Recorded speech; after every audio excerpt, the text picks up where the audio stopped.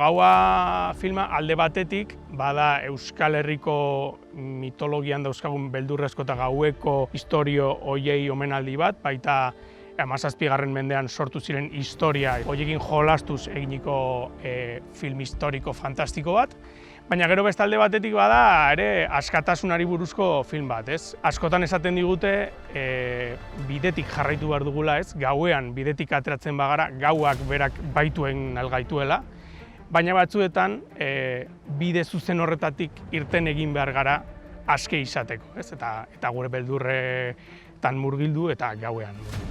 Nik uste txiki-txikitatik Euskal mitologiako alderdi ilun hori, ez, gaueko izakien mundu hori beti erakarri nau pila bat, ez?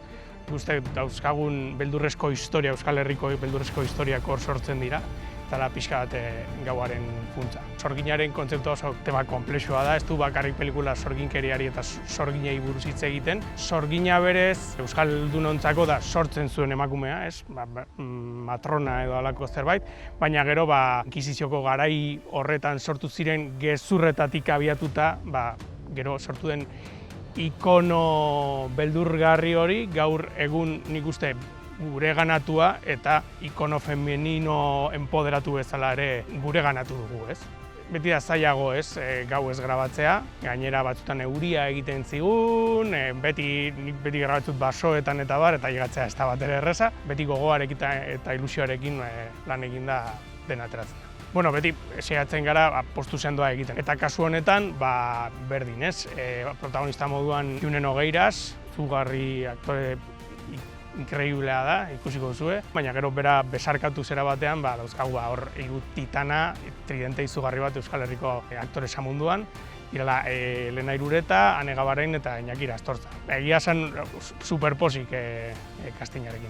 Ni generozko zinea egiten dudan heinean, munduko generozko zinearen festivalik importanteenan egotea, imaginatu, ez? Gainera sekzio ofizialean. Bertan dagoen harrera ikaragarria izaten da beti, jendeak pila bat gozatzen du zinemarekin. Ez da kritikatzera joaten, ere kritikatzen dute, baina gehien bat zinea ospatzera joaten da, ez?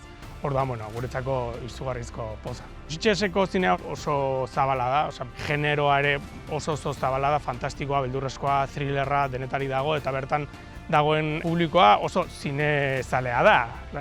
Zinefagoak dira erabatean, ez? Eta alde batetik oso eskertuak dira, baina gero ere dira urtean ehunka pelikula ikusten duten publiko orduan ere, nahiko kritikoak izaten dira, orduan feedbacka ona izaten da guretzako. Nik egiten ditut, nik ikusi nahi ditudan pelikulak. Eta ni publikoa naizen heinetik, espero dut gu publikoa gauaz gozatuko dugula. Jarraituko du munduko beste festival batzuetan bidaiatzen, eta horretaz aparte, aretotara joango da. Kasu honetan, bai Euskal Herrian, bai estatu mailan azaroak 14 estrenatuko da, eta hor jende guztia joanalko da zinemetara. Beti uki baritugu 4-5 proiektu mugitzen, ez dakizu zein aterako den, ez da bat ere erreza filmak finantzatzea, baina hildo beretik jarraituko dut, dauzkan hurrengo bi proiektuak hildo beretik doaz, genero fantastikoari buruz, Euskal Herrian ere oinarrituak, eta ikusiko duzu, lehenengo gaua eta gero-gerokoak.